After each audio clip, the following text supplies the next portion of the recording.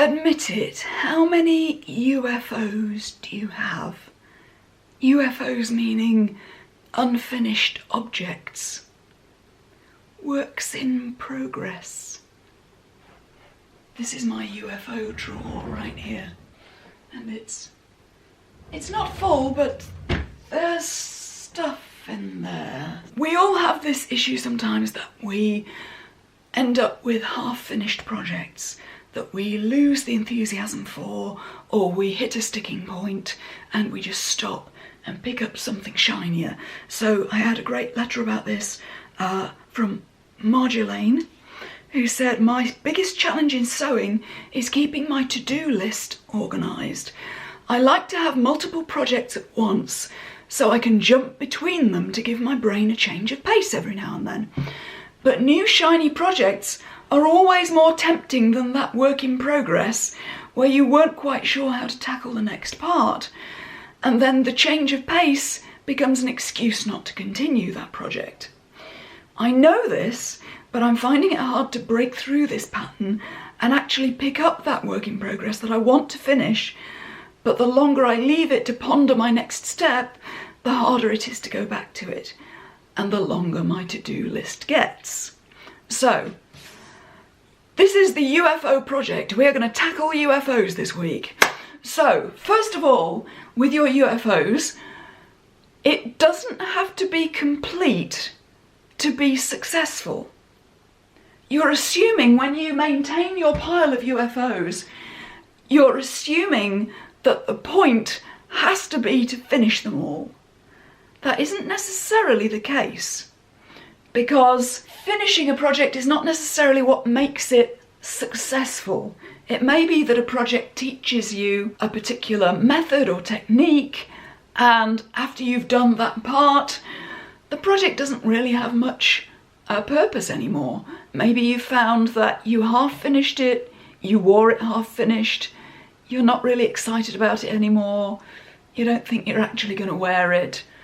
It's okay to let go. If it's served its purpose, if you've learnt something from it, it may be that you need to let it go. I mean, is it a dead end at this point? It's not only okay to let it go, but it's great to clear the dead wood out of your sewing room, because there will be things that won't be successful. There will be projects that weren't successful. And by clearing off the dead wood or kind of pruning what you're working on, you release the stuck energy in that dead project and release it to put that energy into a new project. The same great energy as when you have like a clear out and you feel all this energy releasing with all the stuff you get rid of. So it's like, I suppose, KonMari in your project pile. So it's okay to let go is first of all. Don't assume that everything has to be finished one day. If it really is a dead project, then you can let it go. This then gives energy to the rest. So now you've released some energy from the projects that really were dead. So you've got more energy to put into your shorter list. The ones that you really do still want to carry on with and you do still want to finish, now you've cleared the way so you can sort them, organise them, maybe label them. I did that this morning. I have, even in just my folders on my computer, I keep work in progress pictures of everything.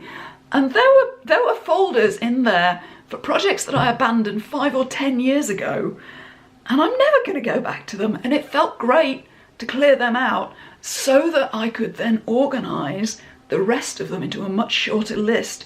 I can see what I've got, and I feel much more inclined to work on those because I haven't got this enormous list. Now the list is smaller, it feels much more manageable, and I know, and by going through that process, I now start to remember why this or that project was still exciting or still worth finishing. So now that you've got a shorter list and you've got them sorted and organised and maybe in a little pile somewhere, like in my drawer, now you need to choose one to work on.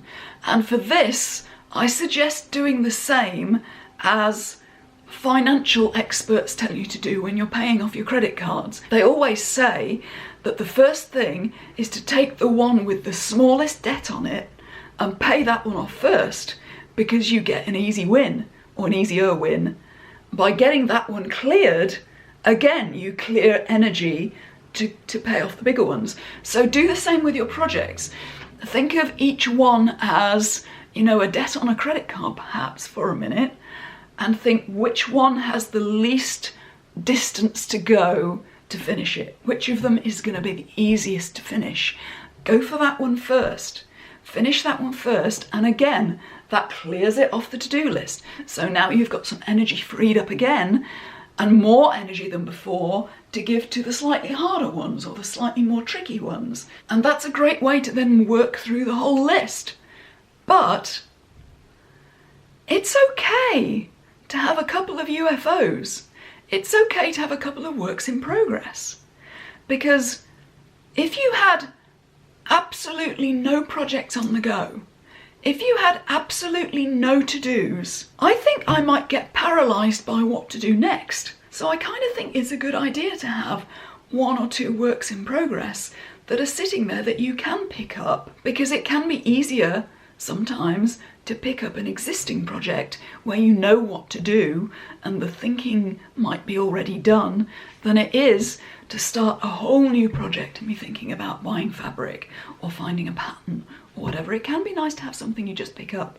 So don't necessarily aim for, you know, a 0 UFO list. Aim to have just maybe 1 or 2 on the go and just work down that list gently and you will get there.